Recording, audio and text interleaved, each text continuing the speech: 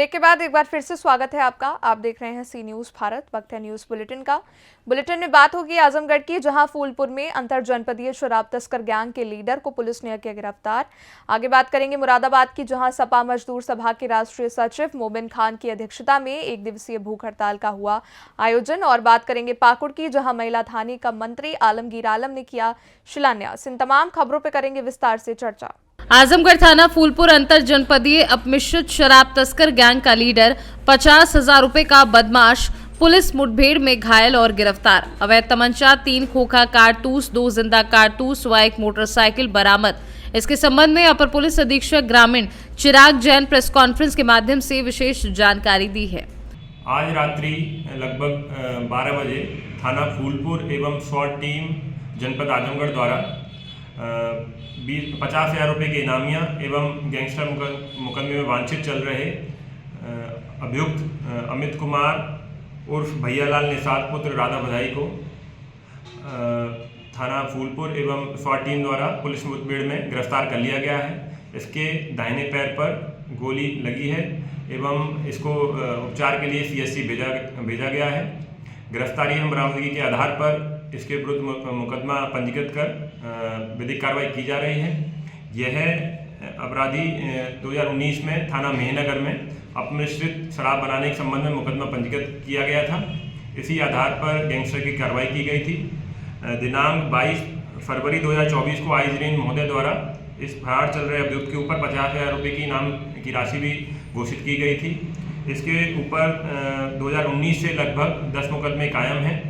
इसी आपराधिक इतिहास वाले व्यक्ति को आज रात्रि में पुलिस मुठभेड़ में गिरफ्तार कर लिया गया। अग्रिम विधिक कार्रवाई की जा रही है। आजमगढ़ से सी न्यूज़ संवाददाता CV भास्कर की रिपोर्ट। चिरमिरी ओपन कास्ट में हेवी ब्लास्टिंग हो रही है, जिससे यहां के रहवासी काफी परेशान हैं। ब्लास्टिंग से शिव मंदिर परिसर कॉलोनी के साथ इलाके में बड़े पत्थर गिरने से बड़ा हादसा होने से टल गया है। फिलहाल जान माल का नुकसान नहीं हुआ है, लेकिन कई लोग बाल बाल बच गए हैं। ब्लास्टिंग से संग्रहालय और कई मकानों को काफी क्षति पहुंची है। आपको बता दें कि मनेंद्रगढ़ चिरमिरी भरतपुर जिले में काले हीरे की नगरी कहे जाने वाले चिरमिरी ओपन कास्ट कोयला खदान में हेवी ब्लास्टिंग की गई है, लेकिन किसी को पता नहीं था कि इस ब्लास्टिंग से कहीं कोई क्षति भी पहुंच सकती है। लेकिन आखिरकार ब्लास्टिंग होने के बाद बड़े बड़े बॉर्डर पत्थर लोगों के घर, छत और मंदिर में गिरा। जानमाल का मामला तो नहीं हुआ, लेकिन लोग बाल बाल बचे। शिकायत मिलने पर चिरमिरी के तहसीलदार शशिकांत मिश्रा और SDM VS मरकाम मौके पर पहुंचकर निरीक्षण किया। साथ ही SCCL के अधिकारी भी मौके पर पहुंचे। खदान में ब्लास्टिंग उत्खनन के लिए किया जाता है हेवी प्लास्टिक, वहीं चिरमिरी के बरतुंगा ओपन कास्ट में किया जाता है। उपेंद्र सिंह स्थानीय निवासी का कहना है कि जान माल का नुकसान तो नहीं हुआ, लेकिन इतने बड़े बड़े बॉर्डर इस ब्लास्टिंग से बिखरे हैं कि किसी का छत में गिरा तो मंदिर में गिरा, तो यहाँ वहाँ आकर गिरा है, लेकिन लोग बाल बाल बच गए हैं। जानकारी मिली मुझे दोपहर में लगभग 3 बजे के आसपास कि एक बड़ा पत्थर रोड में गिरा है और रोड क्षतिग्रस्त हो गया है। और वो रोड से क्षतिग्रस्त होते हुए और हमने अभी जो पेवर ब्लॉक का काम कराया था वो भी क्षतिग्रस्त हो गया। जब मैंने यहाँ पर आकर के देखा स्थल पे, तो पता लगा कि एक ये जो यहाँ पर ओपन कास्ट माइन चल रहा है, इस माइन से ब्लास्टिंग हुई थी। उस ब्लास्टिंग के कारण जो हैवी बोल्डर्स रोड में आ गए, रोड में बिखरे पड़े हुए थे। मंदिर परिसर है, मंदिर परिसर में भी बिखरे पड़े हुए थे और वो इतने बड़े बड़े बोल्डर थे कि वो मंदिर को पार करते हुए कुछ लोगों के घर के आसपास गिर गया। इससे नुकसान हुआ? इससे जनधन की तो कोई नुकसान नहीं हुई है, लेकिन अगर कुछ लोग अगर ये रहते रोड में तो ज़रूर निश्चित रूप से जो है बड़ा हानि हो सकता था। इसका लापरवाही का तो नुकसान नहीं हुआ है, किसी किसी की छत पे गिरा है, कुछ सीट टूटे हैं, लेकिन अच्छी किस्मत थी कि किसी की जान के नुकसान नहीं हुआ। बोल्डर बड़े बड़े गिरे हैं। अब क्या लापरवाही है, सर ने कहा कि जांच कर रहे हैं या जांच करके उस पर करेंगे, लेकिन प्रथम दृष्टया देखने पे ये तो लग रहा है कि गाइडलाइन का पालन नहीं हुआ है, जो ब्लास्टिंग के गाइडलाइन के पालन होने चाहिए थे। क्योंकि कॉलोनी 100 मीटर 200 मीटर दूर है, तो उसके लिए गाइडलाइन इनका प्रॉपर एक होता है जिसके तहत ब्लास्टिंग करना चाहिए। तो ऐसा लग रहा है कि वो गाइडलाइन का पालन नहीं किया इन्होंने। हेवी ब्लास्टिंग हुआ है क्या? हाँ, ये तो लग रहा है कि हैवी ब्लास्टिंग है, क्योंकि जितना बड़ा पत्थर गया है वो छोटा मोटा ब्लास्टिंग पे तो नहीं जाता होता। किसी प्रकार का नुकसान नहीं, जान का नुकसान किसी को नहीं है। कि हमको सूचना प्राप्त हुई यहाँ के लोग स्थानीय लोगों से, तो एसडीएम सर और मैंने आकर के निरीक्षण किया है। बोल्डर बड़े हैं, चिंताजनक स्थिति है, लेकिन ये है कि किस्मत से कि जन हानि या किसी सामान का नुकसान नहीं हुआ है और हम आगे सुनिश्चित करेंगे कि ऐसा ना हो। एसडीएम सर ने जैसा कहा है, एक जांच हम संक्षिप्त जांच करेंगे और आवश्यक निर्देश कंपनी को प्रसारित करेंगे। लापरवाही किससे मानते हैं सर? एक बार जांच हो जाए इसके लिए कौन दोषी है, लेकिन अभी तो किस्मत अच्छी है कि कोई नुकसान नहीं हुआ। लोगों का कहना है कि एक बड़ा हादसा टल गया। ऐसा कह सकते हैं। काफी बड़े बड़े बोल्डर देखने को मिले हैं, क्षतिग्रस्त हुआ, रोड भी क्षतिग्रस्त हुआ। जी हाँ, हमने अवलोकन किया है, काफ़ी बड़े बोल्डर हैं। यदि सब कुछ अच्छा नहीं रहता तो कुछ नुकसान भी हो सकता था, जनहानि या मकान को नुकसान हो सकता था। एसएसएल के अधिकारियों से बात किया आपने? एसएसएल के अधिकारी मौके पर पहुंचे, क्या बात? उन्होंने कुछ तकनीकी कारण बताए हैं, हम और आवश्यक जांच कर लें, फिर एक विस्तृत प्रतिवेदन प्रेषित किया जाएगा उच्च अधिकारियों को। छत्तीसगढ़ से सी न्यूज संवाददाता मुश्ताक कुरैशी की रिपोर्ट। मुरादाबाद समाजवादी मजदूर सभा के नेतृत्व बेतहाशा महंगाई, बेरोजगारी, भ्रष्टाचार एवं सरकारी संस्थानों में निजीकरण के विरोध में 1 दिवसीय भूख हड़ताल की गई। मजदूर सभा के राष्ट्रीय सचिव मोबिन खान की अध्यक्षता में बुधवार को उनके आवास कटघर क्षेत्र मकबरा प्रथम फाटक पर सुबह 11 बजे से शाम तक 1 दिवसीय भूख हड़ताल की गई। राष्ट्रीय सचिव मोबिन खान की अध्यक्षता में पदाधिकारी भूख हड़ताल पर बैठे रहे।